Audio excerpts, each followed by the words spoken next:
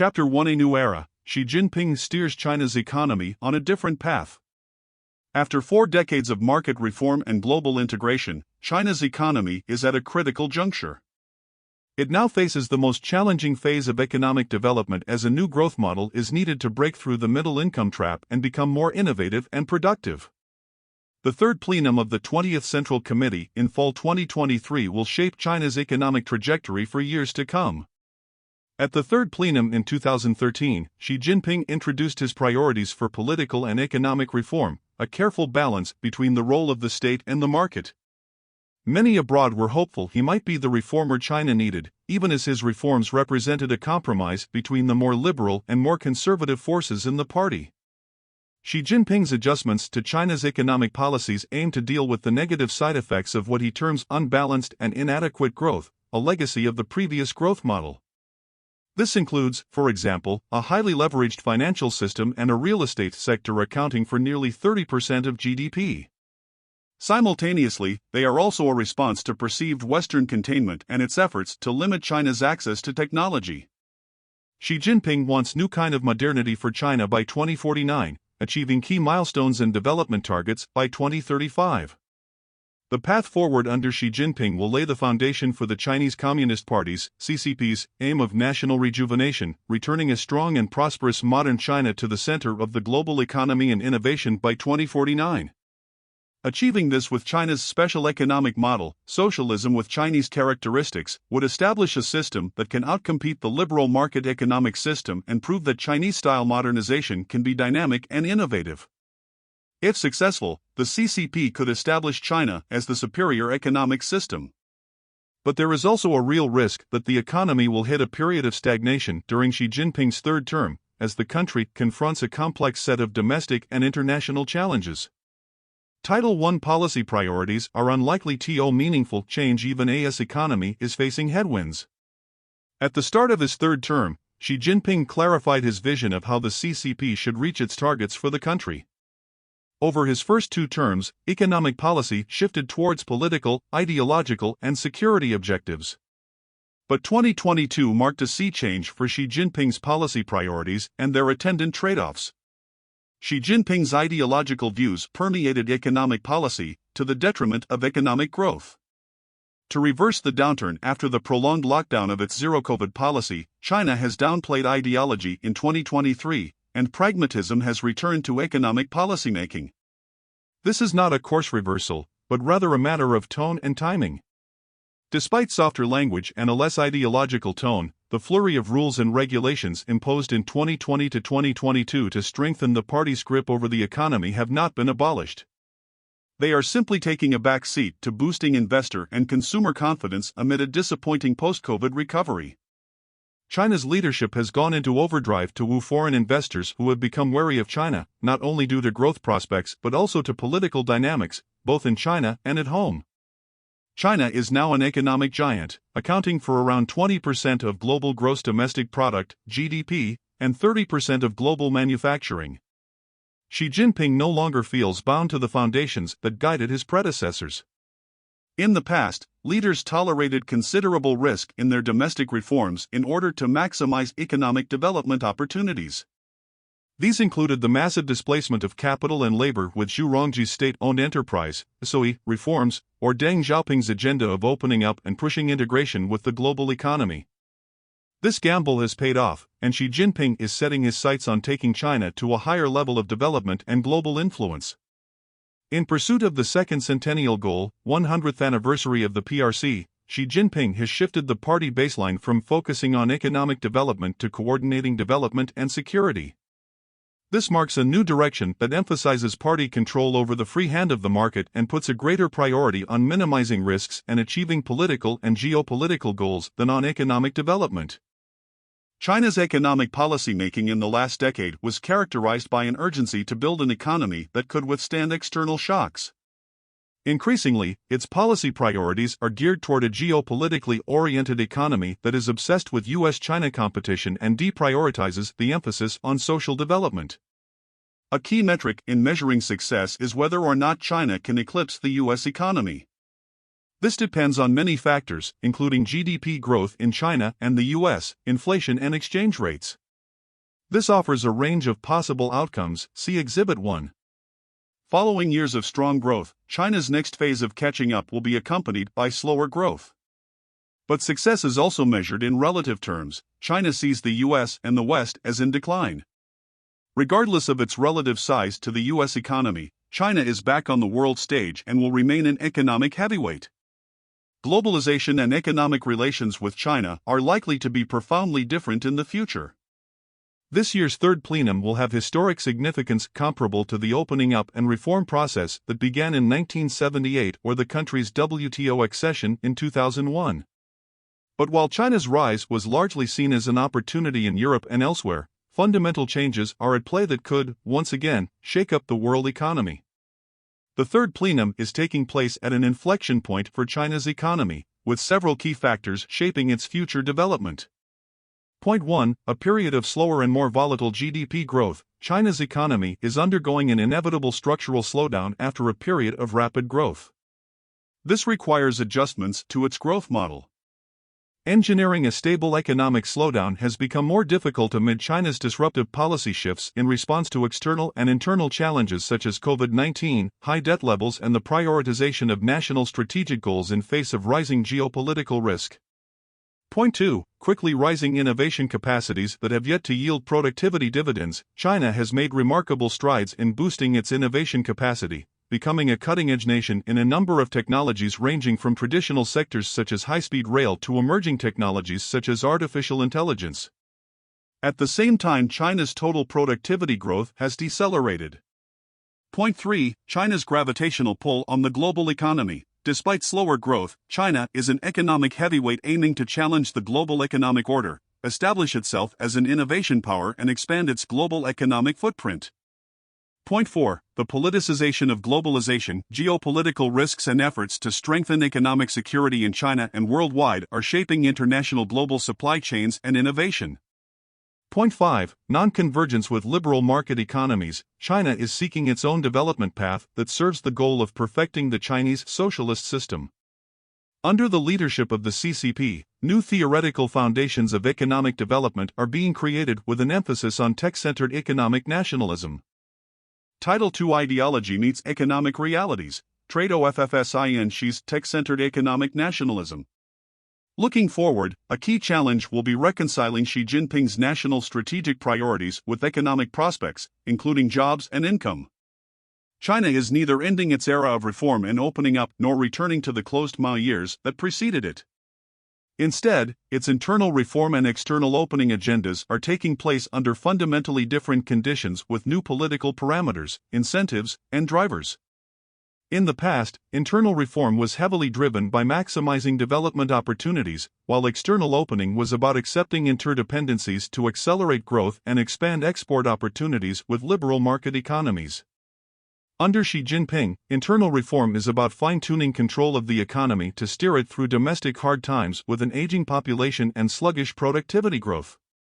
External opening aims to reduce interdependencies with liberal market economies that recently began to restrict China's access to their key technologies. Xi Jinping's answer to these problems is technology, to deal with a shrinking workforce, enhance productivity, and decrease reliance on the US and other countries Beijing believes to be Washington's pawns. The current technology-centered agenda has set the country on a clear trajectory, though its success is far from guaranteed. The sustainability of Xi Jinping's path will be put to the test when ideology-driven ambitions clash with economic reality. For example, despite China establishing itself as a global innovation power, total factor productivity growth has slowed from 22% between 2003 and 2011 to only 5% between 2011 and 2019. Aligning national strategic goals with the national well-being is causing tensions. Another example is the popular backlash in November 2022 over economically stifling zero-COVID policies triggered a rapid course correction, with further corrections taking place amid a sluggish economic recovery in 2023. But this is no paradigm change or return to economic pragmatism. There may be bigger tests ahead if Xi Jinping continues down his chosen path and the strategy fails, see Exhibit 2. Title 311 has chosen China's trajectory, but other actors are choosing how to respond. While countries may only exert limited pressure on China to deviate from Xi Jinping's chartered course, there are plenty of other ways to affect its chances for success. Somewhat oversimplified, countries with liberal market economies may continue to give China access to their markets and technologies, or they may further restrict it. China, on the other hand, may accept economic and technological interdependencies with liberal market economies, or further pursue self-reliance. The issue is that every step China takes towards self-reliance pushes liberal market economies to restrict China's access to their markets and technology. In turn, this drives China further down the road of self-reliance. In that sense, China and liberal market economies are on a path toward long-term, profound disruption to economic and technological globalization, despite likely worse outcomes for all actors. The net positive result for all would be to restore globalization with all sides willing to accept common rules and norms as well as interdependencies. This goes as much for the US, EU and Japan depending on China as it does China depending on them. But the disincentive for China to reverse course and abandon its self-reliance campaign is that liberal market economy countries might cut it off anyway, leaving it too far behind to catch up. The disincentive for liberal market economies to allow China access to their markets is that Beijing might maintain its path to self-reliance and succeed, unleashing China's geopolitical power and replacing them in the global economy. The problem of renewed globalization is that, for each side, the net gain from the best-case scenario is less beneficial than the net damage is from the worst-case scenario, meaning countries have more incentive to take damage-limiting action than to pursue risky opportunities. Furthermore, the growing distrust between China and liberal market economies and previous actions by both China and the US have put everyone in a poor position. Title IV High Stakes: China's Economic Development is Shaping the Global Order.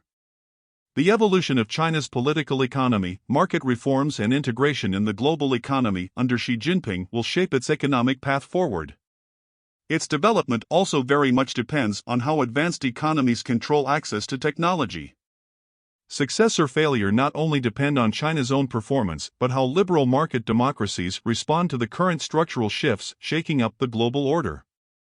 Dealing with an economically large, technological capable, and systemically non-convergent China requires a deep understanding of the structural shifts in China's next stage of development. 1. What are the key building blocks of China's political economy under Xi Jinping's ideology? 2. Which party and state measures are used to steer economic actors? 3. How will the CCP attempt to secure the socio-economic base? 4. How will innovation look under an increasingly authoritarian regime? 5. How will China pursue global integration? Our baseline scenario is that China will continue down Xi Jinping's chosen path, at least as long as he is in power, with continued uncertainty over the success or failure of his strategy. Keen to ensure success, Xi Jinping recently codified his own economic thought in a new development model worthy of his new era. This vision aims to contend with, as he puts it, changes unseen in a century, and is matched with a growing set of measures to shape the economy. These party and state measures aim to operationalize his ideology and galvanize all economic actors to strive for strategic goals, all to enable the success of the 2049 dream. Chapter 2 Xi Jinping's policies serve strategic national goals beyond growth. After the Mao years, China experienced 4 stages of economic development, each characterized by a distinct approach to political economy in respective generations of leadership: de-radicalization, reform and opening up, liberalization, stabilization, and now, under Xi Jinping, securitization, which means assessing all political economy issues as though they were security issues for China. During his first 2 terms, Xi Jinping harnessed the CCP's greatly diminished confidence in market forces as the central driver in resource distribution after the global financial crisis to advance his economic ideology. As Deng Xiaoping de-radicalized the economy in the 1980s, state-owned enterprises, SOEs, remained the undisputed champions, with privately owned enterprises, POEs, only allowed at the cottage industry level, as pragmatism and experimentation took hold. As POEs emerged, the Jiang Zemin era of the 1990s saw the reforms of his premier, Zhu Rongji, who liberalized the economy with a focus on SOE reform under the mantra of grasp the large and let go the small. The state held on to hundreds of the country's most important firms, Lenin's commanding heights of the economy, while the rest were privatized or allowed to collapse. From then on, the national SOEs were largely used to advance the strategic goals of the CCP. Under Hu Jintao in the 2000s, liberalization slowed and SOEs retrenched to stabilize the economy in light of the global financial crisis. SOEs developed infrastructure, supported employment, provided social security, and maintained China's industrial foundation, independent of market forces. Meanwhile, POEs pursued profits, job creation, development, and innovation. Trust in market forces stagnated under Hu, after growing under Deng and Zhang, and then deteriorated under Xi Jinping, see Exhibit 3. Title 111 breaks from the Reform ERA and envisions strategic roles for all companies. Xi Jinping initially wanted to continue Hu's approach to the SOE-POE divide, as expressed in the 2013 Third Plenum decision document naming both state ownership and market forces as central pillars to development. But faced with emerging and clear risks in 2015-18, Xi Jinping shifted course and pushed back against more reform-minded factions in the party. Key triggers were financial instability, highly leveraged companies, fears of a housing bubble, financial market turbulence in 2015-16. This triggered a deleveraging campaign in 2016 and set the seeds for crackdowns on real estate and tech to control speculative investments and markets not aligned with national strategic goals. Via foreign dependencies, already suspicious of the U.S., trust in China's dependency on foreign tech evaporated with the U.S. trade and tech wars starting in 2018 and U.S. President Donald Trump's threats to block telecommunications firm ZTE from American technology. The steady shifts in Xi Jinping's management of the economy are underscored by an attempt to construct or at least project a coherent economic governance model. As a somewhat clearer picture of his vision for the economy emerges, internally promoted as Xi Jinping economic thought for a new era, Deng's era of opening up and reform looks like a transitional period, now possibly succeeded by an era of security and control. According to China's leaders, the country is on a path to completing a historic transformation from standing up and becoming prosperous to growing strong. China's reform process and global integration have substantially advanced living standards and science and technology capabilities. But to reach the new development stage of socialist modernization by 2035, the CCP under Xi Jinping is resorting to policies that held back China's development for decades: ideology, centralization, securitization, and reversing the separation of party and state. After the 19th Party Congress in 2017 and the subsequent Central Economic Work Conference, Xi Jinping economic thought became the CCP's central ideology shaping China's economic development. Loyalty to Xi Jinping and his agenda have always mattered most, as manifested in Xi Jinping's omnipresent anti-corruption campaign launched in 2012. But beyond loyalty and ideological adherence, Xi Jinping thought also demands competence. Xi Jinping still believes that technocrats are best placed to advance the country and has promoted STEM graduates to leadership positions during his tenure at a higher pace than under Hu Jintao. Those cascading requirements, loyalty, ideological alignment, and competence were on full display in the selection of cadres elevated to top leadership at the 20th Party Congress. Competing factions, such as the Communist Youth League, were sidelined while close contacts of Xi Jinping rose to the surface. Anyone with a voice that could have pushed back on Xi Jinping's strategies was suppressed, be it Li Keqiang or Hu Jintao's protege, Hu Chunhua. Meanwhile, promotions were in line for Xi Jinping loyalists like Li Chang, who stuck to the zero-COVID ideological position that locked down Shanghai for weeks in 2022. Xi Jinping's economic thought is laying the key building blocks for China's economic system. It is defining the role of the state for guiding economic actors and expectations for companies and society, as well as how China engages with the rest of the world. Even more ideological are the goals laid out by the CCP and the means by which Xi Jinping intends to reach them. Economic liberalization as a goal in and of itself is dead in Beijing. It is not seen as compatible with the political system.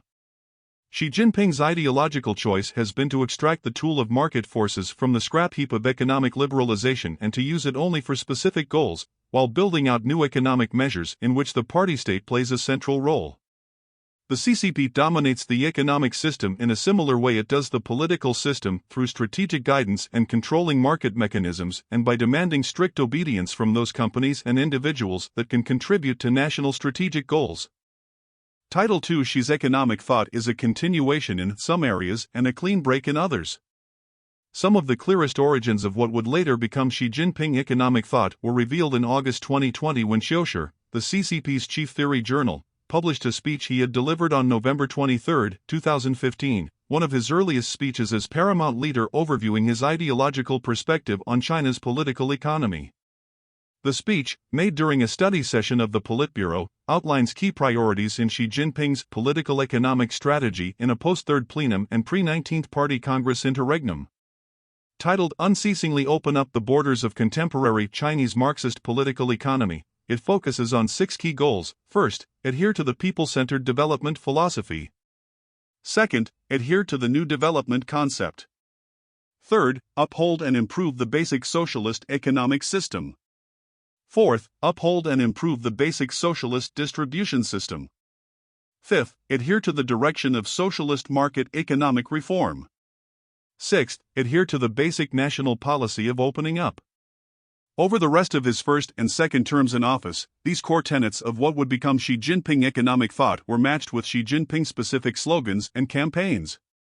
The core goal: adhere to a people-centered development philosophy. This is Xi Jinping's primary aim for his new era. At the 19th Party Congress, Xi Jinping changed the principal contradiction at the core of CCP thinking from was between the ever-growing material and cultural needs of the people and backward social production to between unbalanced and inadequate development and the people's ever-growing needs for a better life. Instead of the previous approach of development at all costs, Xi Jinping has now put quality over quantity into the development mix. Subsidiary goals: adhere to the new development concept of quality over quantity. Xi Jinping frequently emphasizes the need to focus on quality development rather than merely driving up the numbers, meaning people-centered development. However, Xi Jinping also often elaborates that the new development concept must balance innovation, coordination, greening, openness, and sharing. The economic model: uphold and improve the basic socialist economic system and adhere to socialist market economic reform. This has been interpreted in the West as raising the role of market forces in allocating resources. Xi Jinping has repeated many times that there are 2 pillars to China's economic model, one public and one non-public. In other words, socialism with Chinese characteristics only works with both strong SOE and strong POE sides to the economy, referred to as the 2 unwavering, meaning unwavering support for both. Economic distribution: uphold and improve the basic socialist distribution system.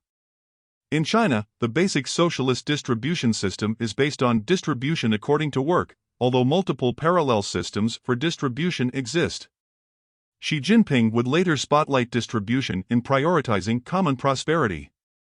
The term dates back to Mao, but is known from Deng Xiaoping's famous quote, "Let some get rich first, then lead the rest into common prosperity." Xi Jinping quickly clarified that China will not revert to broad redistribution. Common prosperity is a goal, but not via means like welfare universalism. Over the rest of his first and second terms in office, these core tenets of what would become Xi Jinping economic thought were matched with Xi Jinping-specific slogans and campaigns. China's global economic position: adhere to the basic national policy of opening up. Xi Jinping has no intention of isolating China and is instead eager to grow China's role in the global economy. His signature foreign economic policy has been the Belt and Road Initiative, BRI, China's major infrastructure project to connect Asia, Africa, and Europe via land and sea. This would grow into Beijing's dual circulation strategy, which aims to alter China's position in the global economy, remaining open to the global economy while boosting domestic demand. Unlike Deng's idea to drive growth by luring technology, investment, and raw materials to produce low to mid-value goods for export, Xi Jinping aims to import raw materials and lower-value goods and export higher-value goods, tech, and outbound investment. Some core priorities of Xi Jinping's economic thought were part of his 2015 speech. Innovation and technology have begun to play a much more central role in Xi Jinping's economic policymaking. The U.S. trade war gave this momentum, especially actions against Chinese tech companies and recent export controls. Xi Jinping has begun to heavily emphasize the all-of-nation effort to close key technology gaps. Consumption-driven growth is also a major focus. This has always been a goal, and is the second half of the dual circulation strategy, external circulation being China's position in the global economy and internal circulation being domestic consumption as the key driver of growth, rather than exports. See Exhibit 4. Title 3: The Trade War and the Pandemic Catalyzed Deeply Rooted Self-Reliance in Xi's Economic Thought. Xi Jinping consolidated his power base over his first 2 terms, but there were limitations as to how aggressively he could push his then still evolving economic ideology. First, it was difficult to get buy-in for his radical approach to self-reliance from most economic actors at a time when China had virtually complete access to foreign markets and technologies. Second, the CCP's very legitimacy had, since the crackdown on the Tiananmen Square protests, been dependent on securing economic development gains in return for political silence from the masses, meaning that Xi Jinping needed to keep growth strong, irrespective of his ideology. 2 things happened to change this: the US-China trade and tech war and the pandemic. Self-reliance is a long-standing principle in CCP ideology, indeed, of any communist or more generally authoritarian ideology. However, aside from more ideologically conservative types in the CCP and China's major SOEs, much of China's private sector, scientific community, and broader society were not behind the idea. The US-China trade war, and the more significant tech war that began with restrictions on Huawei and ZTE, changed that around 2018. Private companies faced being technologically strangled by the US.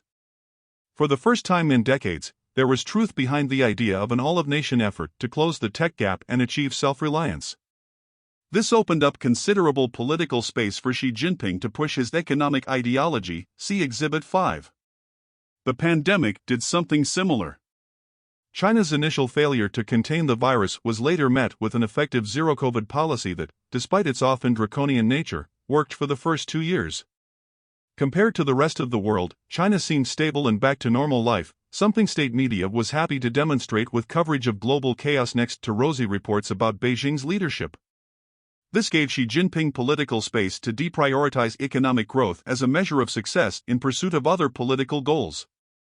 This is not to say that multiple crackdowns on the tech sector, private tutoring, or the real estate sector would not have happened in absence of the pandemic, but the unquestionable legitimacy of COVID measures offered a window of opportunity to advance these goals.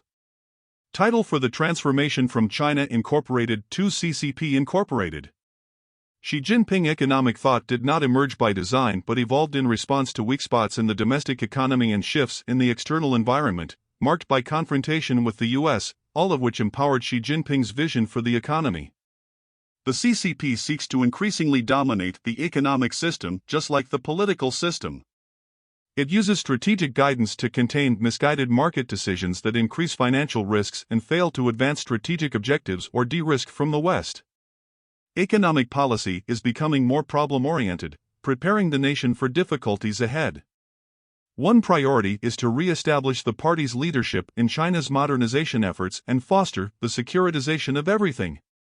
This has allowed the CCP to reach into the private sector, which in Xi Jinping's view has become detached from national interests and has contributed to systemic risks in the financial sector. As a result, some of China's most successful and celebrated private companies found themselves up against a wall. First, a deleveraging campaign launched in 2016 targeted highly indebted companies, especially in the real estate and property sectors, which had contributed to excessive debt and risks to the financial system. While SOEs were also targeted in an effort to improve their performance, regulators started to focus on private companies including the rapidly expanding industrial conglomerate HNA Group and Onbuying Insurance Group in 2017.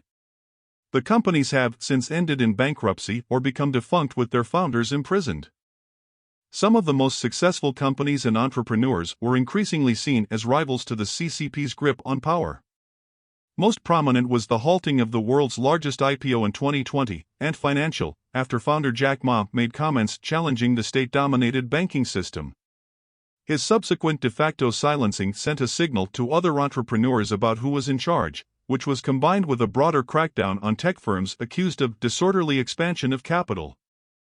This meant they had done so well that too much capital was flowing their way at the expense of investment in areas designated by Beijing. This can be seen as a follow-up to Xi Jinping's first anti-corruption campaign targeting officials. But this time, the CCP targeted the private sector and entrepreneurs to force their alignment with the ideological and political goals of the party state. While not a return to a command economy through state takeovers of private firms, it is a new model that raises party interests above both the state and the private sector, thus advancing the transformation from China Incorporated to CCP Incorporated. Title 5 All economic actors must advance strategic goals, Xi Jinping's economic vision has expanded over the years. His elevation of the party is a remarkable shift in China's political economy. Hu Jintao once tried to rein in state-owned enterprises that had wandered from their core industries but failed due to vested interests. Even the People's Liberation Army, PLA, was notorious prior to Xi Jinping for its wide array of investments in the private sector. Leveraging ideology, Xi Jinping managed not only to rein in SOEs and get the PLA to divest, but expanded the CCP's control over private companies.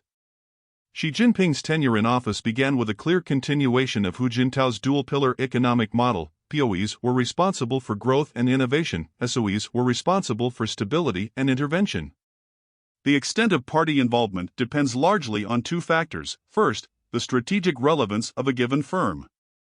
This spans from the most strategically important firms on one end, the tech gap closers that help overcome China's technological deficit in relation to liberal market economies, to the strategically important, though less critical high-value development drivers that are the new areas of growth that help China climb global value chains, and also to the least strategically relevant, though still important, economic baseline holders that fulfill the roles of maintaining employment, managing logistics and traditional infrastructure, and even to those sectors viewed with hostility from Beijing. Second, the degree of party-state control/guidance, which operates on a scale from high to low. This is reflected in the areas in which the CCP needs to advance control to drive innovation or consolidate and advance monopolistic national champions at home and abroad, as well as the areas in which the CCP wants to have greater control, such as over digital champions that process vast quantities of consumer data, or in the sectors Beijing wants to suppress for political reasons, such as the gaming industry and private tutoring, see Exhibit 6. This shift from a division of labor in which SOEs had certain roles and POEs had others to one based not on ownership type but on the strategic relevance and degree of control over individual actors creates many niche roles that companies can occupy in Xi Jinping's new economic model. Chapter 3: The Party State's Emerging Toolkit Gets Companies in Line. On the surface, it might seem the market reform process is advancing, if not even accelerating. Xi Jinping rhetorically supports the decisive role of the market, and he and his cadres often repeat the line that private firms provide 50% of tax revenue, 60% of GDP, 70% of innovation, and 80% of urban employment. The share of private companies in key sectors and their presence in the top 100 companies has steadily increased. 16 China's financial markets have also become more sophisticated. Private companies are omnipresent and financial markets have adjusted to serve the needs of these innovation drivers. Over the past 15 years, stock exchanges like Chinext, 2009, Star Market, 2019, and the Beijing Stock Market, 2021, were launched to provide funding for the country's fast-growing companies that were not adequately served by the state-owned banking system. Venture capital also grew alongside new investment channels for foreigners, such as the Stock Connect mechanism, which allows participation in Chinese capital markets like Hong Kong, Shanghai, and Shenzhen. Today, such market reforms are not being rolled back, but the function and scope of prices determining economic activities has become far more restrictive. Prices as a coordinating mechanism fluctuate within a lower and upper band in which the government is comfortable, similar to the managed exchange rate of the renminbi, RMB. Sudden and rapid changes increasingly trigger a policy response to correct the market. Faced with increasing capital outflow pressure from a depreciating exchange rate, the People's Bank of China, PBOC, introduced an opaque counter-cyclical factor, an adjustment to daily yuan quotes by the central bank, to help guide the market. Another prominent example was the heavy-handed government intervention during the stock market crash in 2015 or interventions to manage commodity prices in 2021.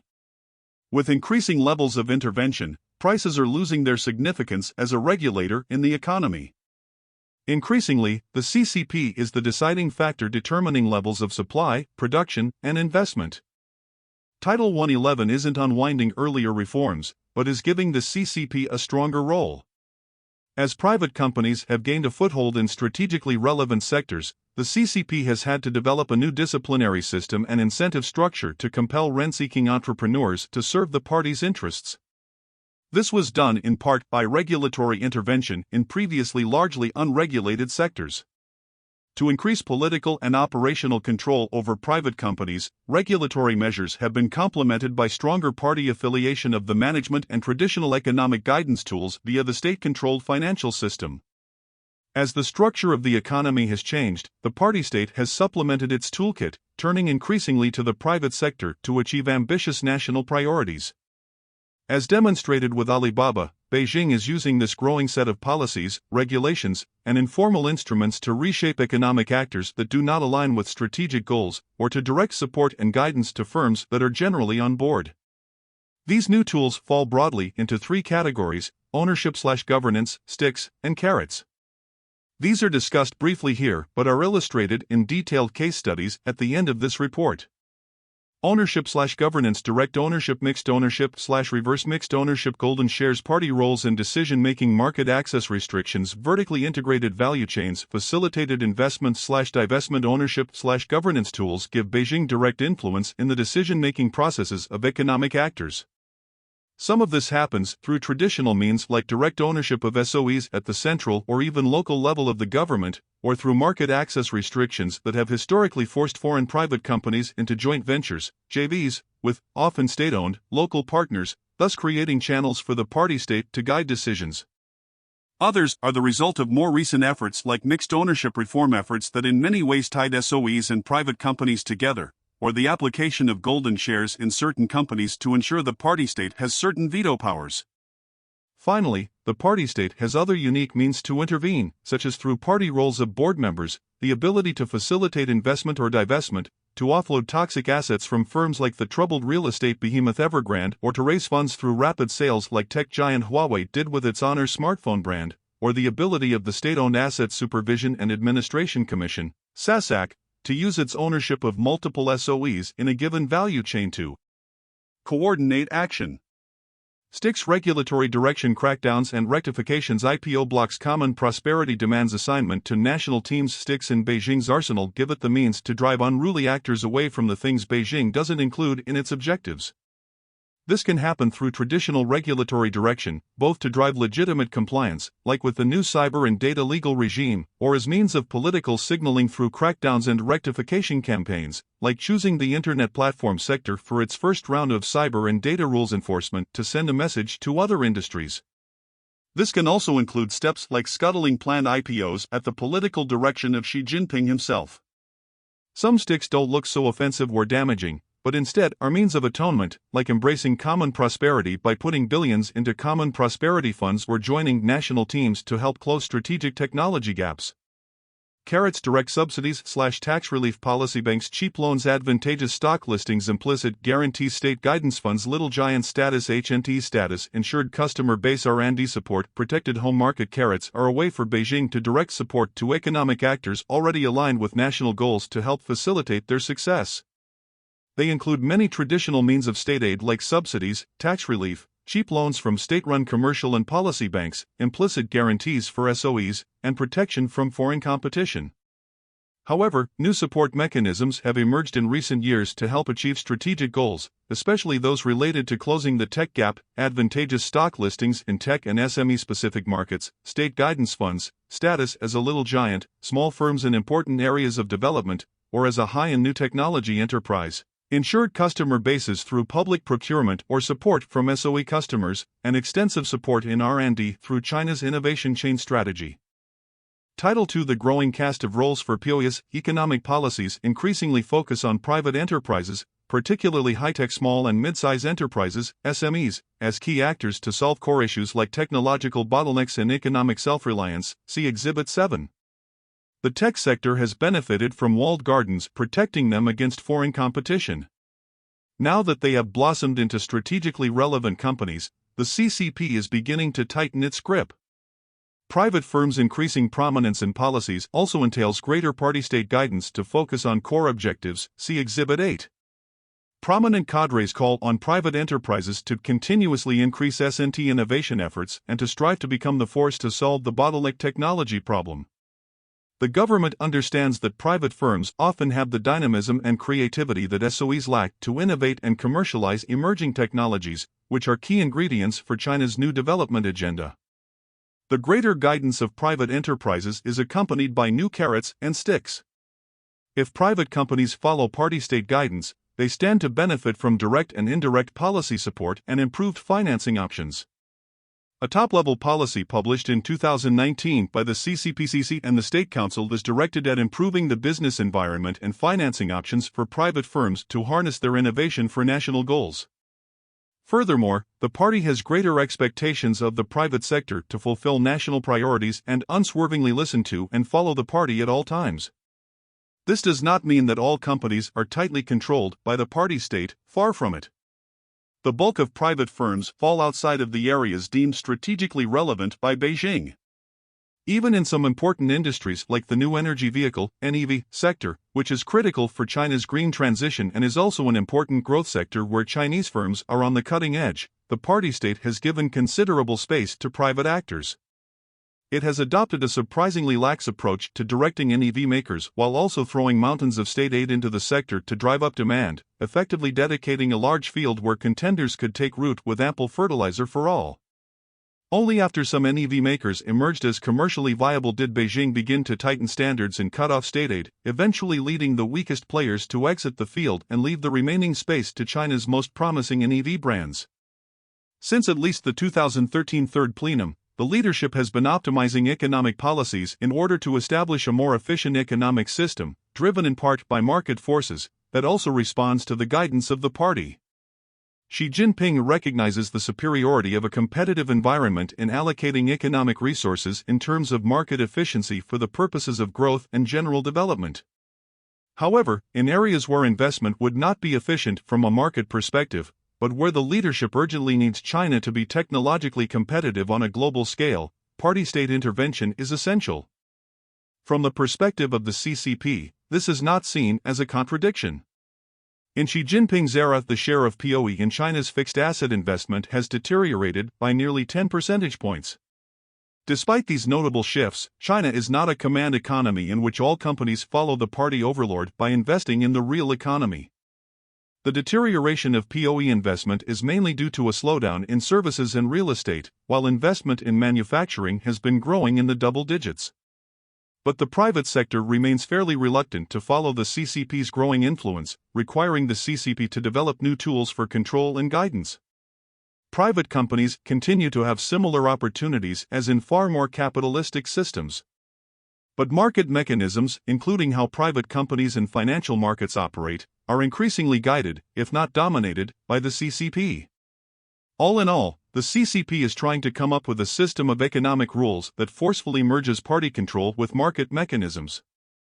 Chapter 4: Beijing advances technological self-reliance by all means. Xi Jinping's geopolitically focused political economy is on full display in the way innovation is being pursued in China, as well as how the country's innovation dividend is materializing. Considering the remarkable progress that China has made in advancing itself as a technological great power, there would normally be an expectation that total factor productivity would have climbed as the returns on innovation gains kick in. Instead, total factor productivity has trended downward, begging the question of where the dividend has gone. Rather than going towards productivity, much of it has gone towards Xi Jinping's tech self-reliance goals. This is because in most technologies, China is playing catch-up in terms of tech effectiveness, but it has enjoyed extensive access to foreign technology. In previous years, Chinese firms could simply acquire the foreign technology to maximize their return, which could bring productivity growth. Instead, Xi Jinping has set the country on a path where, in many key areas, it is more important that companies expensively develop the tech themselves. Had China instead focused on its own comparative advantages and accepted interdependencies on others in areas where it lagged, the innovation dividend would likely have moved the needle up on productivity, but instead, it has only gone to closing tech gaps, see Exhibit 9. The tech self-reliance priority has now been cemented in place. Now facing a showdown with the US and its allies, Xi Jinping has called for a new type of whole-of-nation approach in the 2020 Central Economic Work Conference to close technology gaps and rid China of its dependency on the foreign actors he believes intend to contain his country. Several clear patterns in these efforts have emerged in the national strategy. First, closing gaps across as many strategic technologies as possible. Second, in strategic technologies where China has achieved effective competitiveness, protecting market share from foreign competition so indigenous firms can achieve market efficiency. Third, in strategic technologies where China remains far behind, attracting foreign investment where possible and continuing to import from abroad where necessary. Title 1: Innovate Everything, Everywhere, All at Once. In an attempt to better align innovation and industry, the CCP is setting up new hierarchies within the economy.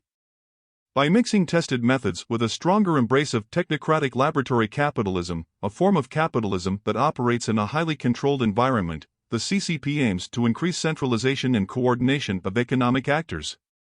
While higher levels of political control may hinder innovation of privately owned companies, the CCP is also attempting to integrate them into China's evolving innovation ecosystem, including networking them with national research institutions, universities, and other companies.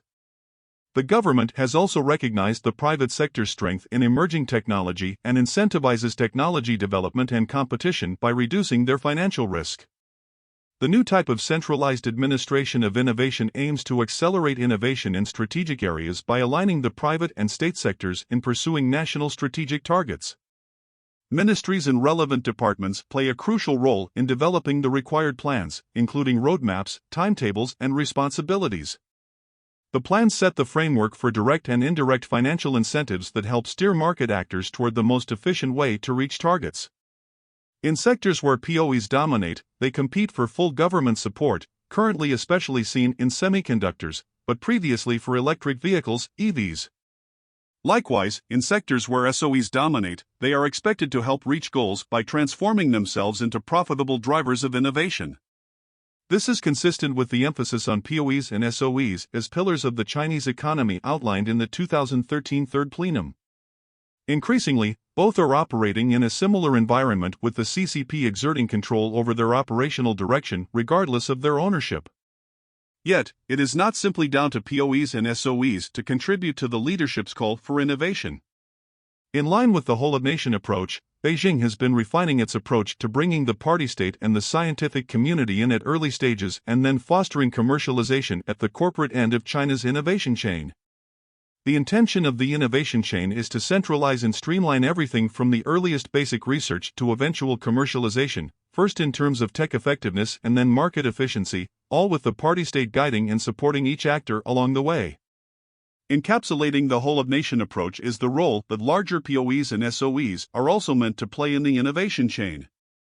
This includes expectations that they support the scientific community in the research phase, and often also invest either in their own subsidiaries, which then benefit from tech transfer, or in startups, providing much-needed capital and business support. For China's startups seen as having the potential to close the technology gap in key areas, that support can also come through China's Little Giants initiative. Little Giants provides extensive support to qualifying SMEs through the innovation chain model and by connecting them with financial markets like the Beijing stock market. See the case study on the Little Giant Company Leader Drive at the end of this chapter. In 2022, 40% of listings on the Shanghai, Shenzhen, and Beijing stock exchanges were made by Little Giant companies. Title 2: Taking indigenous champions from tech effectiveness to market efficiency. As innovation is often a contest of incremental improvements, technology that is one or two steps behind the cutting edge can still achieve much of what its most advanced version can. An EV with a range of 200 kilometers can fulfill most of the same needs of commuter drivers as an EV with a range of 300 kilometers. And a chip made with the 22 nanometers process can achieve in a smartphone much, but certainly not all, of the same functionality as a 14 nanometers version.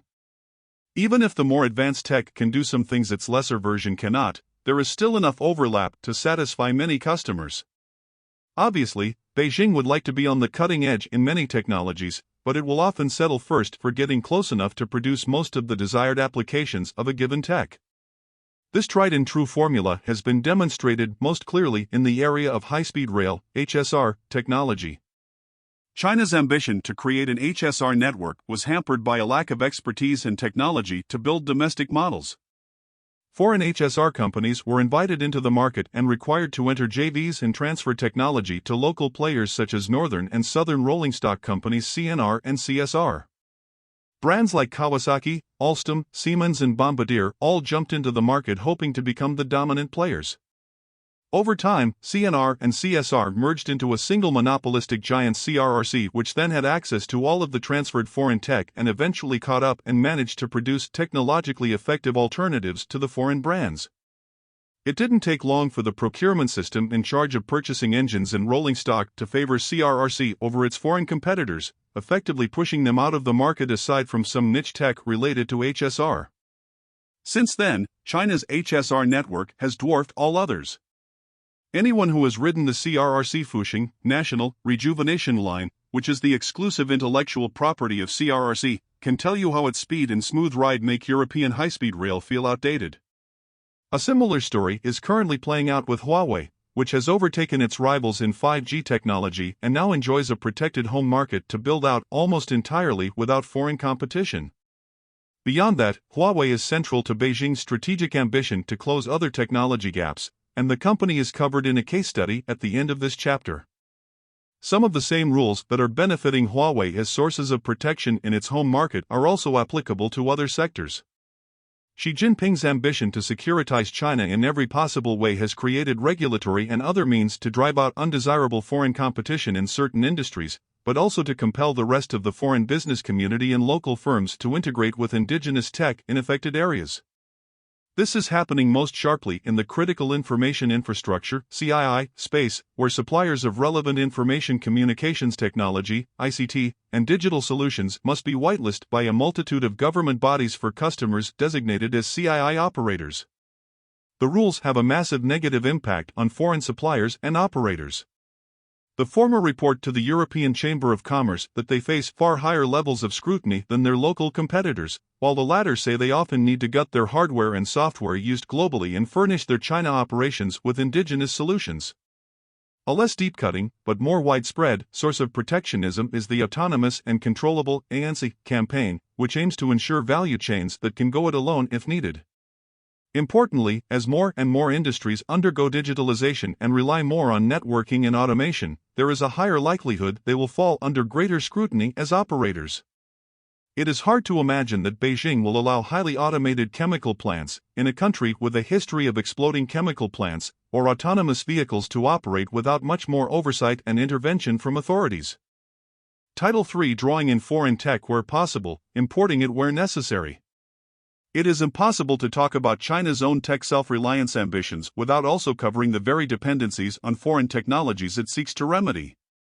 Where China remains too far behind foreign technology providers, it approaches self-reliance through opening up. The onshoring of foreign technology brings the tech within China's borders and under Beijing's jurisdiction, a much preferred choice to importing it and being subject to potential restrictions from the US or elsewhere. This can mean removing restrictions, but also rolling out the red carpet with additional support measures to incentivize onshoring. While a variety of external restrictions make it impossible, Beijing would eagerly provide abundant support to companies on the cutting edge in the semiconductor value chain. Firms like TSMC, ASML, Nikon, and Intel could effectively name their price if they onshored their most advanced production. A similar situation emerged for foreign chemical makers BASF and ExxonMobil when they each announced plans in 2018 to build plants valued at $10 billion in Guangdong. These chemical plants will produce highly advanced chemicals for customers in China that previously would have been imported, which would potentially have subjected them to disruption. To facilitate this investment, Beijing approved 100% foreign ownership for each investment, something that had never before happened in China. Finally, China will reluctantly continue to import foreign technology where it has no other choice, though it will simultaneously focus efforts on closing the tech gap in these areas. This is most widely the case in the semiconductor space, where China must import the most cutting-edge chips that empower its own innovation system and its exports, albeit with much greater difficulty since the October 2022 restrictions on U.S. chip tech and the early 2023 joint agreement of the U.S., Japan, and the Netherlands to restrict exports of the most advanced lithography machines. However, this applies to far more technologies than Beijing would like.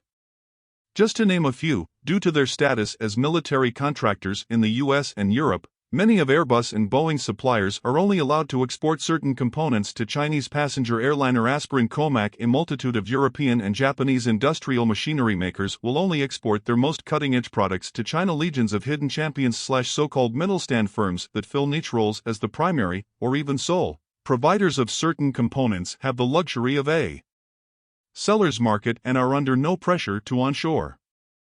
Title 4: Seeking tech supremacy. China has used dominance in manufacturing and raw materials as leverage.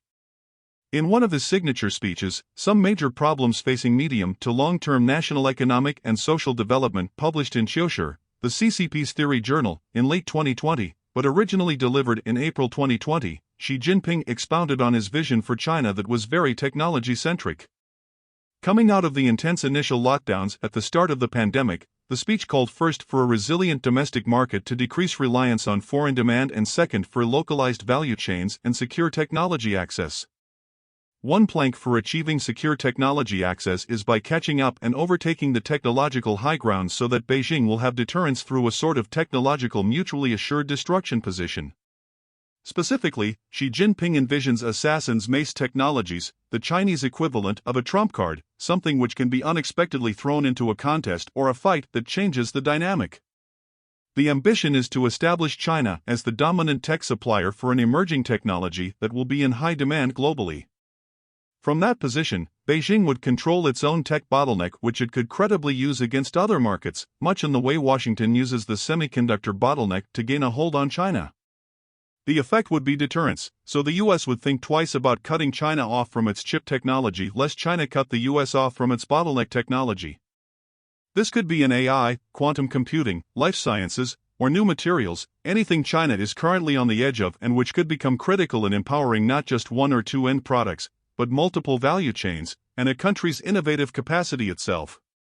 For now, that also means other technologies that can drive deterrence. Beijing's early 2023 crafting of restrictions on outbound intellectual property related to photovoltaic, solar panels, tech opens the door to a kind of export control over a key technology for the green transition, and one where China holds around 80% of the global market share in the full value chain for solar panels.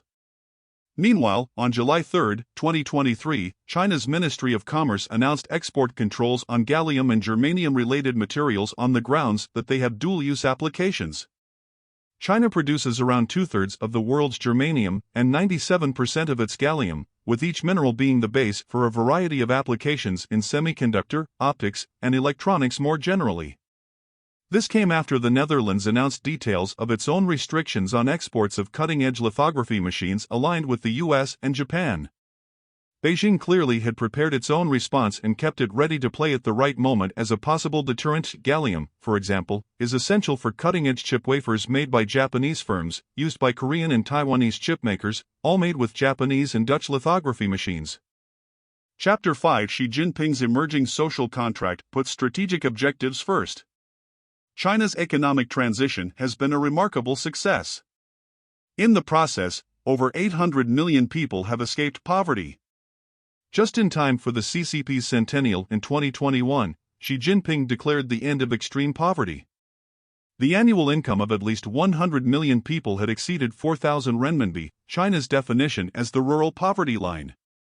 In 2022, GDP per capita reached $12,720, putting it close to the World Bank's definition of a high-income country of $13,845.59, but this still leaves China below Bulgaria, $13,772, and Romania, $15,892, the countries with the lowest GDP per capita in the EU. Solely focusing on national GDP per capita levels in China might be misleading, as it is already an innovation power to reckon with. In a large economy like China, various development stages take place simultaneously. Already 42% of its population lives in regions that would be categorized as high income by the World Bank. Jiangsu, Fujian, Zhejiang, and Guangdong all have a GDP per capita greater than $15,000 in 2022. Together, their population is over 330 million, giving China a very sizable middle class. Despite this remarkable success in improving the well-being of society, China's economic policies have remained geared toward supporting industry in pursuit of greater technological sophistication. Reaching national strategic goals requires large capital investments in infrastructure, production capacity, and science and innovation. Empowering the autonomy of private households' consumption patterns is not compatible in a system that seeks greater centralization and control. After all, consumers might not buy what the party wants them to. This sets limits to the decade-old demands for rebalancing the economy to rely less on investment. In Xi Jinping's economic logic, it is a strong capacity to provide effective supply that creates jobs and income, and from that follows demand. The type of socialism that Xi Jinping envisions for China emphasizes ideology and nationalism. A fundamental part of this are collectivist principles as an important feature of China's economic system. This means that the nation's interest supersedes that of the individual. While individuals are not yet only seen as a means to an end by the CCP, more repressive structures in the political economy are limiting their corridors of economic activity. Advancing authoritarian elements as a key principle of governance under the leadership of Xi Jinping is leaving its marks on the socio-economic structure of the country. As in other parts of China's economy, the CCP is advancing its position and guidance over economic actors.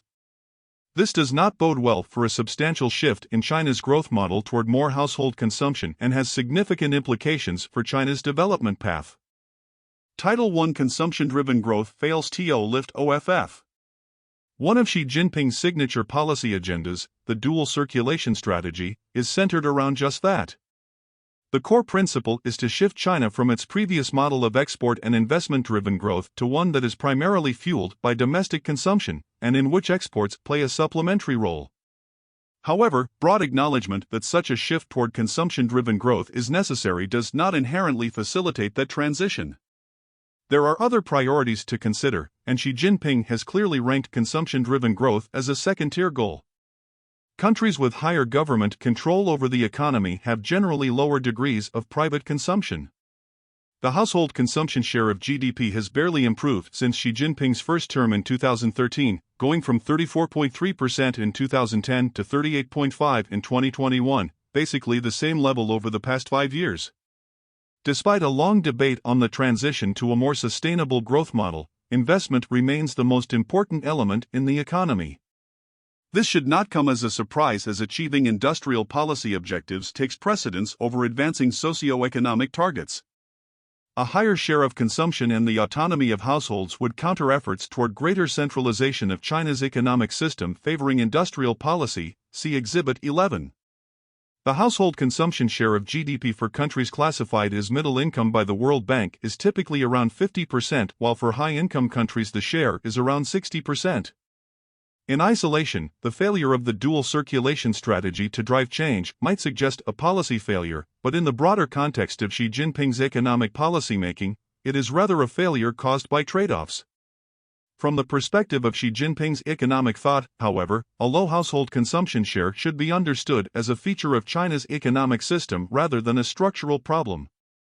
Title II: The rebuttal of the welfare state. Socioeconomic indicators stagnate under 11. Advancing socioeconomic policies and redistribution have not been the mainstay of the CCP since it embarked on economic reforms, and are not under Xi Jinping either. Xu Rongji ended the Mawara social safety net of the company-level work unit during the reform of SOEs in the 1990s. Disbanding the iron rice bowl was replaced by a laissez-faire social system akin to a neoliberal economy. Any substantial rebalancing effort would require a meaningful redistribution and increased social expenditure by the government, which would come at the expense of investments in expanding manufacturing capabilities and innovation. This requires change to be institutionalized rather than a campaign-style approach such as battling extreme poverty. These priorities are unlikely to change anytime soon under Xi Jinping despite ambitious social reforms announced in 2013. Public spending on health, education, social security, and employment largely remained unchanged in Xi Jinping's first 2 terms, reaching 8.1% in 2022. Xi Jinping has inherited many of the problems of previous leaders, but despite some lip service to structural reform, he continues to kick the can down the road. Addressing these long-lasting structural issues will become even more pressing as GDP growth slows, society ages, and the working population shrinks further from its peak in 2015. And highly leveraged local governments struggle to fund social services, see Exhibit 12. The lack of a proper social safety net helps explain China's exceptionally high savings rate. Households save money for healthcare or retirement rather than consume. High saving rates in turn promote an investment-led growth model as it facilitates cheap capital. Savings as a share of GDP have held steady at levels close to 45% since 2013. China's saving rate is almost in a league of its own and far higher than for middle or high-income countries as classified by the World Bank. The impression of hyperconsumption in China's modern megacities or online retail frenzy do not reflect the macroeconomic reality but rather a snapshot of the society and entrenched inequality. China's inequality has remained persistent but has been less of a policy issue for as long as economic growth remains strong enough to improve the lives of all income groups. This has given the CCP the liberty to set economic policy priorities other than strengthening the social system, see Exhibit 13 and Exhibit 14. Title III Common Prosperity is more symbolism than structural change. The failure to direct more income to households belies another core tenet of Xi Jinping's economic ideology in practice. Common prosperity re-entered the lexicon in 2021 when it was wielded alongside the broader crackdowns on digital tech and real estate. Many initially expected that large-scale redistribution was in store, but this failed to materialize beyond some talk of tertiary distribution, the redistribution from wealth via donation or charities. Companies got the message to take on more social responsibility by expanding philanthropic work, including donating to those in need and setting up funds focusing on rural development and announcing measures to reduce the income gap within companies. Under Xi Jinping, the flashy display of wealth by business elites is becoming less fashionable and potentially risky. China's entrepreneurs could be facing consequences similar to local officials during the anti-corruption campaign in the early days of Xi Jinping's rule. In response, officials could no longer hold fancy banquets or be seen with expensive watches. There is an increasing expectation of modesty and the need to demonstrate a role in developing the nation. As a result, China's billionaires donated a record sum of $10 billion in 2022, more than a drop in the bucket. Common prosperity has been used alongside pressure on China's most innovative companies to put their capital and expertise to use in achieving national strategic goals, like closing the technology gap. But common prosperity is not about deriving prosperity for the working class at the expense of higher taxes on the wealthy or increasing costly social services.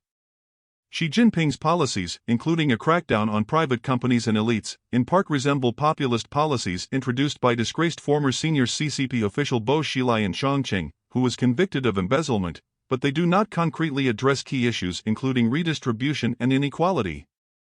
So far, his efforts pale in comparison to those under former President Hu Jintao, who expanded labor legislation, including contract law and a more serious implementation of minimum wage and improved access to medical insurance for migrant workers, although these efforts lost steam at the end of his term in 2012. Ironically, Xi Jinping's vision of Chinese socialism comes with a rejection of Western-style socialism with its stronger role for the state. Instead of deepening institutional reforms, the responsibility of providing is left in large part to individuals themselves while the state contribution is kept to a minimum. Stronger guidance on companies under common prosperity is little more than signaling right now, but if accelerated, could shift toward a larger burden falling directly on companies. This sentiment is also captured in the case study on Tencent at the end of this chapter. The company was front and center during the consumer internet/platform crackdowns of 2020 to 2021, and it has been pushed by Beijing to align its strengths towards supporting the real economy. Furthermore, Beijing has heavily punished the gaming side of Tencent's operations, with tight regulations not only limiting approvals for new games, but for restricting gaming time for some users. The result is that the company has been cowed domestically and is strategically going overseas to make up for the lost business opportunities within China. Title for the new social contract means contributing to national rejuvenation. Policies under Xi Jinping increasingly appear motivated by non-economic targets that do not aim to increase profits or the welfare of individuals and private companies, but rather to promote self-reliance and national power, including military power. Allocating national resources to building a welfare state is a luxury the CCP does not want to pursue in a time of growing systemic rivalry with the US. Increasingly, the economic beneficiaries of China's development in past decades, notably entrepreneurs, the wealthy and the middle class, will now be expected to be grateful to the party for allowing them to be far better off than the hard-working generations before them. The new message is, don't become complacent. Tighten your economic belts and roll up your sleeves to do what is in your power to rejuvenate the Chinese nation. Aligning national strategic priorities with jobs and income is becoming more difficult as China deals with a more demanding middle class and its needs for jobs and income. This comes as social fault lines are becoming more complex. Youth unemployment reached record levels of over 20% in Q2 2023, yet companies are struggling to fill vacancies in factories. One reason for this is a growing mismatch of skills and expectations. Workers with the vocational skills needed in manufacturing are scarce. On the other hand, not every university graduate will become a high-profile scientist, helping China close the technology gap. Encouraging youth to work in the countryside seems to be a hard sell for an aspiring future generation. Most young urbanites most likely do not expect to return to rural life, nor are they keen to work in 3D manufacturing jobs, dirty, demanding, difficult. Creating a large middle class, one of China's biggest economic reform successes, now looks like a potential vulnerability for the CCP. There is a real risk that parts of society will see a stagnation, or even a possible deterioration, in economic well-being. The CCP will need to respond to these demands of the middle class. It has already shown a return to pragmatism following intense economic pressure built up during the 3-year zero-COVID policy.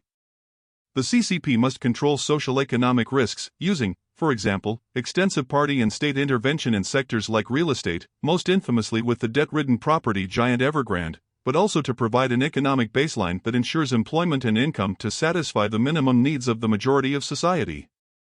Beijing views the role of most companies as holding that economic baseline. This includes companies with a limited role in driving forward high value-added production or helping in the innovation drive to close key tech gaps. One example, GSE Toyota, a Sino-Japanese JV internal combustion engine automaker, is covered in the case study below. The greater importance of ideology and geopolitical rivalry are nurturing a more repressive political economy which tends to be less responsive to a moderate society. 69 Under such a system, social and regional divisions are likely to become a major issue going forward. Though more policy changes attempting to address the resulting problems can be expected in the context of common prosperity, the overall prioritization of national strategic goals over economic growth seems to be a new hallmark of China's economic system. Chapter 6 China contends for the central position in the global economy. Throughout the reform process initiated under Deng Xiaoping, China's foreign economic policies remained highly restrictive and controlled, most notably, its strict capital controls and restrictions on foreign investments. The general mantra of hedged integration with the global economy has not changed under Xi Jinping. But the parameters for China's future opening are increasingly happening on its own terms. In the process, China is reinforcing and strengthening controls over international trade and finance, in and outbound investment and the flow of data and people that make up Fortress China. It is also a reminder that the relative trade openness that has been a key driver for China's integration over the past decades is more the exception than the norm for China. Global economic integration should now be on China's terms to safeguard its national interests and long-term economic development.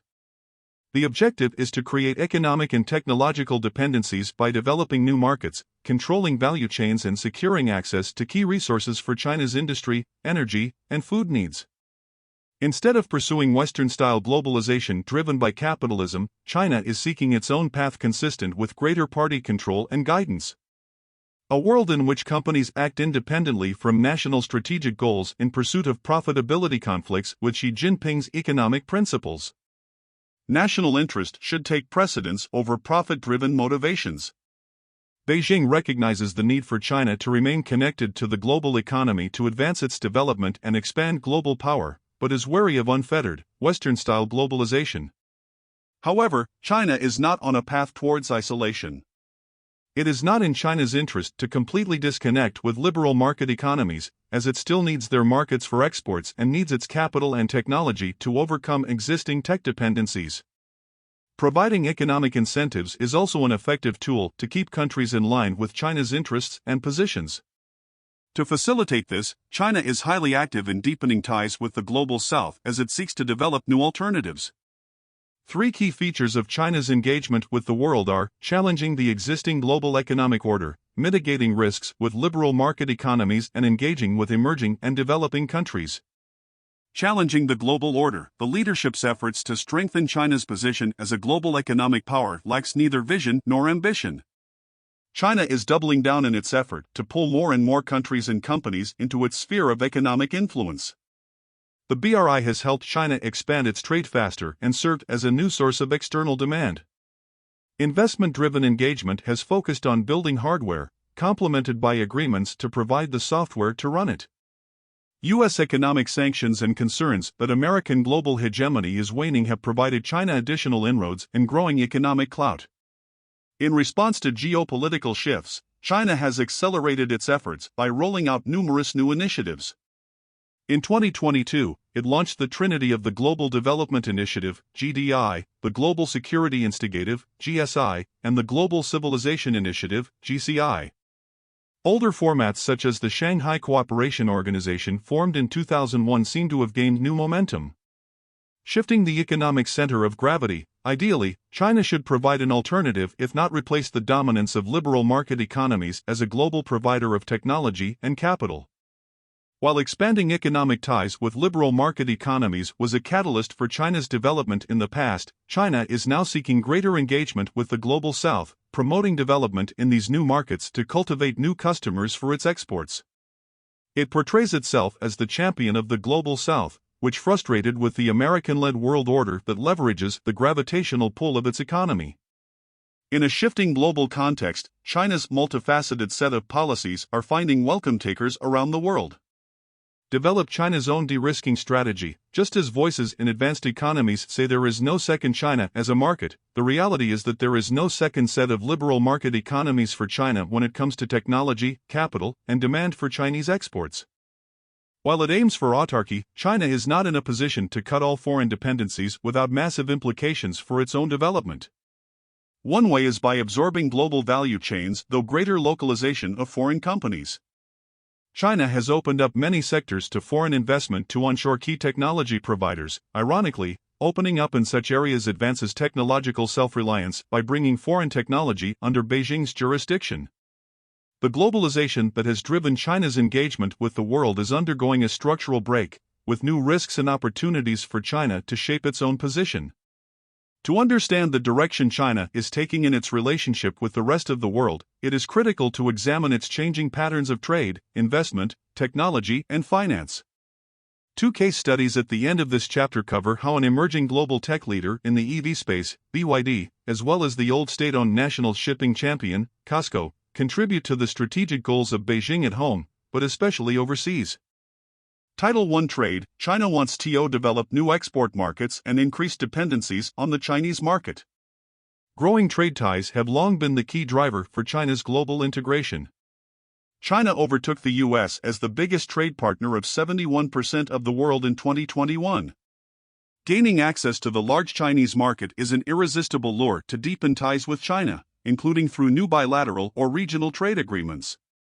After years of booming trade with advanced economies, export volumes are nearing saturation, but with 40% of China's exports going to the EU, US, and Japan in 2022, developing new export markets is still an uphill battle.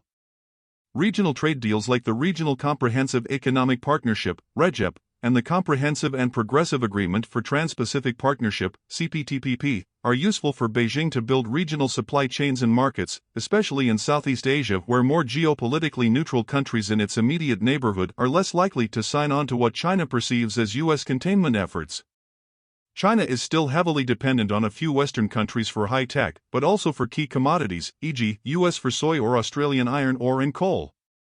While self-sufficiency is a feasible solution for reducing tech dependencies, diversification efforts facilitated by the BRI are a key for commodities that China lacks, e.g., Brazil for soy and iron ore. After all, no effort from Beijing will make iron ore spontaneously materialize within China's borders, see Exhibit 17. China is now focused on deepening ties with the global south. China's strategic engagement with emerging countries expanded its global economic footprint and helped to improve food security and access to raw materials, including ones critical for the energy transition. Starting December 1, 2022, China reduced trade restrictions on 9 African countries for over 8,000 items and the pursuit of trade deals in Latin America for market access and securing commodities. China has much to gain from providing better market access, especially for exports of commodities and lower value products, while competition in higher value goods with advanced economies will likely impact the trade structure. However, during a meeting of the Central Finance Committee in May 2023, it was stressed that China should not give up on low-end industry and instead transform it, as it provides an important foundation for manufacturing. China's trade structure will need to considerably change, becoming less export-driven and relying on more diversified import structures beyond commodities and high-tech.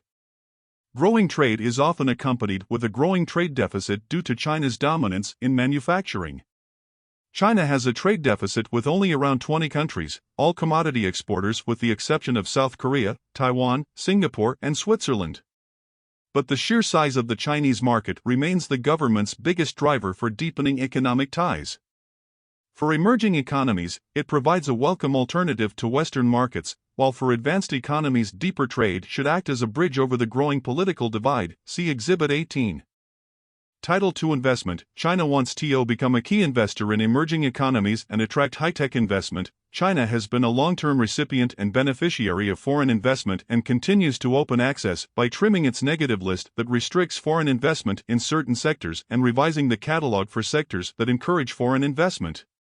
Slower growth prospects, geopolitical risks, and a more restrictive political environment has tarnished China's appeal for many foreign companies.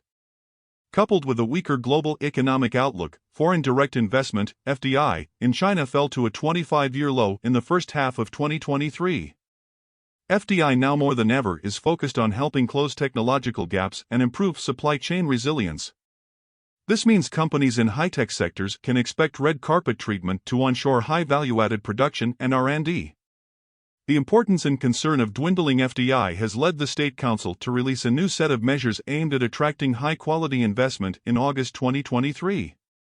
During the last decade, China has started to establish itself as a major investor overseas. Initially, Chinese investments were focused on developing countries.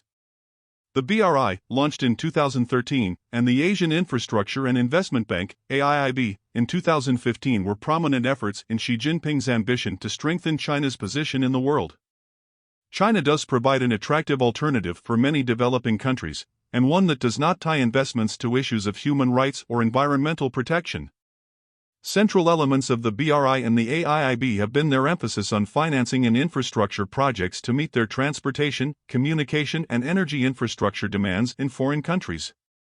But there are also examples of dedicated development zones such as the Sihanoukville Special Economic Zone in Cambodia.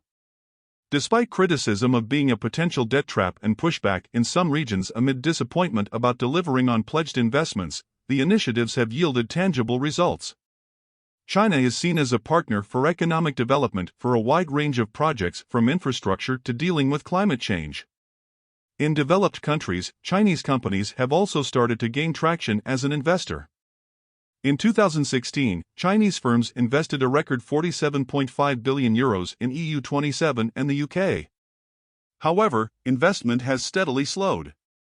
In 2022, Chinese investment in Europe was only €7.9 billion, down 83% from the 2016 peak. The decline is caused by tightening capital restrictions in China to prevent investments in non-strategic areas such as football clubs or real estate, and political and regulatory pushback in the US and Europe that has made it more difficult for Chinese firms to conduct merger and acquisition (M&A) transactions, especially in critical infrastructure and technology assets. As in 2022, M&A fell to its lowest levels since 2011, €3.4 billion, record greenfield, €4.5 billion, has become new bright spot of Chinese investments in Europe, albeit fragile for now because this has targeted only a few sectors, primarily EV batteries. Despite China's surging outbound investment in the last decade, investment relations between liberal market economies, and China remain heavily uneven. While companies from those countries continue to invest heavily in China, the same is not true in the reverse. By 2021, European firms have invested an aggregated €233.6 billion in China, which is more than 3 times the amount that Chinese firms have invested in Europe, €69.9 billion. China's role as a global investor is likely to increase, but will be met with more competition as liberal market economies roll out new development projects in response to the BRI. The investment structure will need to shift more from infrastructure and M&A to greenfield investments, increasing the international exposure of Chinese companies. As of now, China's investment in manufacturing in ASEAN, for example, significantly lags those of the US, EU, or Japan. See Exhibit 19. Title 3 Technology. China wants to expand its footprint to become a global provider. China can still tap into global know-how via its overseas students or by acquiring crucial licenses. For example, the MCCI subindex on intellectual property rights, IPR, imports reached 0.52 in 2020, indicating a high level of integration. Access to foreign IPR is essential for China to continue to expand its industrial capabilities. But China has already evolved into a viable provider for technology, issuing IPR of its own, with strong growth since 2017. See Exhibit 20. Companies from Huawei to Xiaomi are household names in the area of consumer electronics. Chinese companies can provide a wide range of products from 5G networks to high-speed railway systems and energy solutions, including green tech. Xi Jinping's visit to Saudi Arabia in December 2022 was a demonstration of China's attractiveness as a development partner. The deal signed included commitments on developing hydrogen energy, data centers, and EV factories in Saudi Arabia. Digital companies have expanded their footprint as technology providers, from artificial intelligence, e-commerce, and mobile payment applications to communication, smart cities, and surveillance equipment. In November 2022 alone, China completed e-commerce agreements with Laos, Thailand, Singapore, and Pakistan. See Exhibit 20. China's growing technological clout is a result of its improved innovation capacity.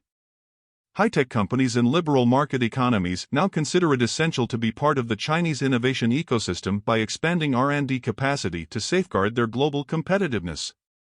It is an indispensable location for foreign companies, especially in dynamic sectors like digital applications, smart manufacturing, and electric/autonomous vehicles. China will leverage its growth potential and improved position in the high-tech sector to make it an irresistible market for high-tech companies. Maintaining access to technology remains vital for China's future ability to innovate. China is successfully engaging abroad to help create demand for Chinese technology. While its engagement in emerging countries is more focused on government-to-government relations, China is increasingly building on ties to companies in liberal market economies. In an attempt to tie them into China's innovation system, they hope to make international access to technology more resilient. Title 4 Finance. China wants to provide an alternative to the USD-dominated financial system. After years of promises and the opening of China's financial markets in theory, real capital flows are now materializing. Strict capital controls remain in place, but China has expanded existing channels and introduced new ones to connect, e.g., Hong Kong Stock Connect or the Shanghai-London Stock Connect, its financial markets with the world. While in the past financial integration was mostly a one-way street with Chinese purchasing equities, including of Chinese companies listed abroad, and bonds, including U.S. treasuries, the picture is now becoming more balanced. The sophistication and complexity of China's financial system has greatly improved, creating an additional pull for foreign investors to participate. This includes issuing CNY-denominated bonds in China and expanding offshore financial markets. Existing capital account restrictions and growing political risks are likely to keep liberal market economies' investors underinvested in China relative to its share in the global economy.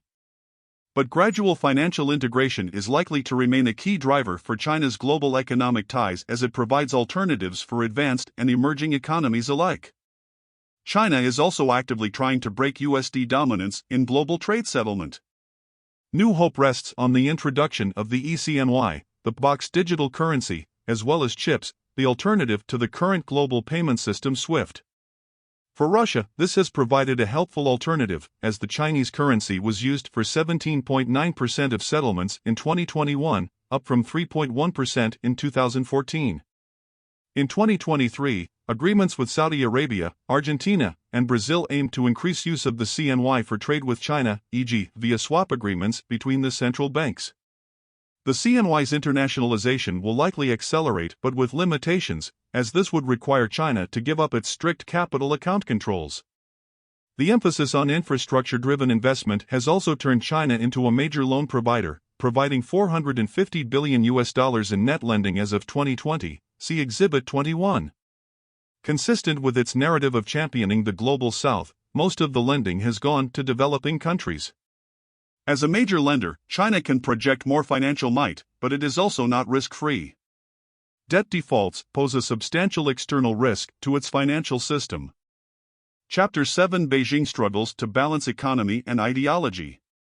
Over the past decade, Xi Jinping was able to progressively expand his own vision for China's economic system by reconfiguring it with the ideological principles outlined in the previous chapters. In 2023, the economy is, again, under much stronger guidance of the party, and economic policymaking is beset by growing distrust of liberal market economies. The implementation of Xi Jinping's economic priorities are in full swing in pursuit of achieving the 2049 vision of the Great Rejuvenation. But clearly it is not all smooth sailing, and Xi Jinping's third term looks to be off to a rocky start. It is becoming inherently difficult to reconcile economic interests with political ones, and it is becoming obvious that pursuing geopolitical priorities comes with a price on the economy. The expectations of a swift return to pre-pandemic consumption patterns within Chinese households have been thwarted while private companies are struggling. It seems as if the leadership underestimated the profound impact of the confluence of factors from zero COVID, the crackdown on the dynamic tech sector and real estate, as well as rising geopolitical risks. As the economy is absorbing the policy medicine the party state prescribed, it is causing side effects for the different actors. Society, after decades of improvement in livelihood, the outlook is changing for some. There is a risk of parts of China's youth being part of the first generation since the start of the reform process that sees its development stall. Record levels of youth unemployment and poor wage prospects have resulted in growing disillusion. While growing nationalism might counter this to some extent, accepting hardship for the greater good of the nation will be a difficult sell for many. Bureaucracy, compared to the start of Xi Jinping's first term, party and government officials are operating in a very different ecosystem. The anti-corruption campaigns, the return of ideology, and increasingly top-down and campaign-style approach to policymaking have diminished the incentives for policymaking experimentation at the local level. Officials that must do their job while wearing their political hats will likely continue to decide that doing what is ideologically right is more important than what might actually work in their ecosystem, or worse yet, that they will choose inaction out of fear that the consequences of any steps they take will yield the wrong results. Chinese companies, many private companies, are at odds with the direction of economic policies, while without doubt some companies also flourish as they fully embrace the priorities. There is a real risk of many highly innovative and productive economic actors choosing to hold their heads down by not being willing to take on entrepreneurial risk if the prospects of returns are limited, if they are not aligned with the strategic priorities of the party. Similarly, the many export-oriented SMEs that have thrived over the past decades serving liberal market economies might also be at odds with politics increasingly getting in the way of business. Foreign companies, lower growth prospects, and changing market environment are forcing foreign companies to make strategic adjustments on how they position themselves in the Chinese market. Many need to strike a balance between de-risking and localization in a way that does not undermine their competitive position. While China continues to court foreign companies, especially in technological areas it needs, companies are increasingly at risk of being caught up in opaque national security regulations or punished for actions of their home government. Title I: Recent economic policy adjustments do not mark a return to more liberal economic policies. In response to the struggling economy, the party released a range of policies aimed at alleviating concerns of private and foreign companies as well as households over the summer of 2023. They seem to be geared towards alleviating concerns over the direction of the economic system. Some of the most noticeable measures include, July 14, 2023, on the private sector, opinions of the Central Committee of the Communist Party and the State Council on promoting the development and growth of the private economy. 109 July 31, 2023, on consumption. The General Office of the State Council forwards the notice of the National Development and Reform Commission on measures to restore and expand consumption, August 13, 2023, on foreign investment, opinions of the State Council on further optimizing the foreign investment environment and enhancing the attraction of foreign investment, September 4, 2023, on the private sector, Private Economic Development Bureau by the National Reform and Development Commission, NDRC, is newly established. The policies embrace fair competition, market-oriented restructuring, stronger rule of law, efforts to boost consumption as well as more opportunities for foreign companies. Such measures are a recognition of how implementing Xi Jinping's the party's economic principles has affected sentiment of the private sector and households. The efforts to shore up economic growth revive more reformist language and contrast the efforts aimed at strengthening party oversight. However, the oft-billed pragmatism of such measures and language are not yet likely to be indicative of a sea change in Xi Jinping's approach to economic governance. Rather, these steps are matters of tone and timing. As the third plenum approaches, more such language can be expected for as long as China's economy continues to struggle. In an effort to improve business sentiment, the importance of markets and openness will be stressed. The aim is to soften the impact that economic actors are feeling as they settle into the new normal of Xi Jinping's geopolitically focused political economy. But akin to what was said in the 2013 third plenum, the words need to be seen in the larger context of Xi Jinping's visions for the country and the role the party has in it. The policy direction set during the third plenum will be a test and an opportunity to evaluate the attempt on how the leadership tries to reconcile trade-offs between strategic priorities and sufficient economic growth. At the moment, the adjustments are more symbolic than substantive. A meaningful shift of policy direction would likely demand far more economic and social pressure.